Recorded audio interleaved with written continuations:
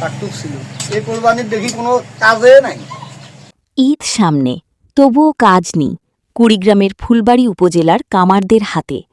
বিস্তারিত দেখুন Phulbari 24.tv text রিপোর্টে।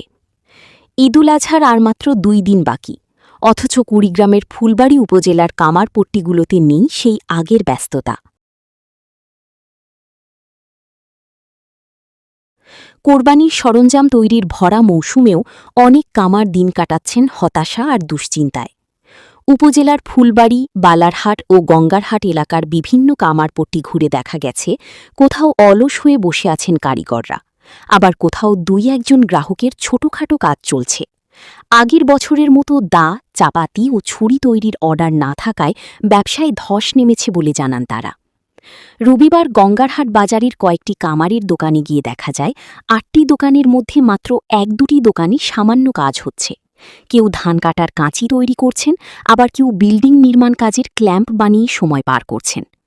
স্থানীয় কামাররা জানান, কাঁচামালের দাম বেড়ে যাওয়া এবং আধুনিক যন্ত্রপাতির ব্যবহার বৃদ্ধি পাওয়ায় তাদের তৈরি দেশীয় সরঞ্জামের চাহিদা কমে গেছে।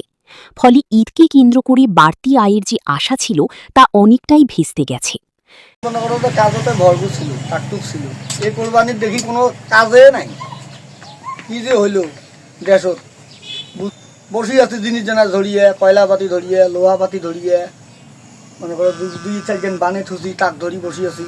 কোনো কাজের কোনো এওয়ে নেই, যে কোরবানি নেই ঈদ কোনো মনে হয় না কামারে ঘরে। এবার ঈদের কাজ কাম নাই, তো কাজ কাম নাই, দোকান ওই যে খুলি থিয়ে এই যে রাস্তার দাঁড়িয়ে আছি, এই পর্যন্তই কাজ। তাদের ভাষ্য অনুযায়ী পুরনো দা বা বটি ধার দিতে নেওয়া হচ্ছে 100 থেকে 120 টাকা। গরু জবাইয়ের 16 থেকে 18 ইঞ্চি বড় ছুরি তৈরি করতে খরচ পড়ছে 800 থেকে 1200 টাকা। চাপাতি বিক্রি হচ্ছে 600 থেকে 1000 টাকার মধ্যে এবং ছোট চাকু বিক্রি হচ্ছে 100 থেকে 120 টাকায়। কিন্তু দাম বাড়লেও সেই তুলনায় ক্রেতা নেই।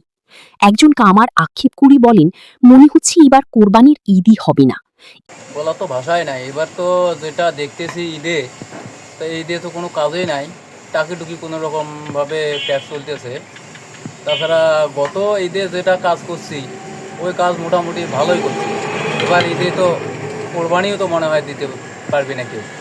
ঈদের আগে সাধারণত মানুষ দা ছুরি বানাতে ভিড় করত, এবার সারাদিন বসে থেকেও তেমন কোনো কাস্টমার পাওয়া যাচ্ছে না।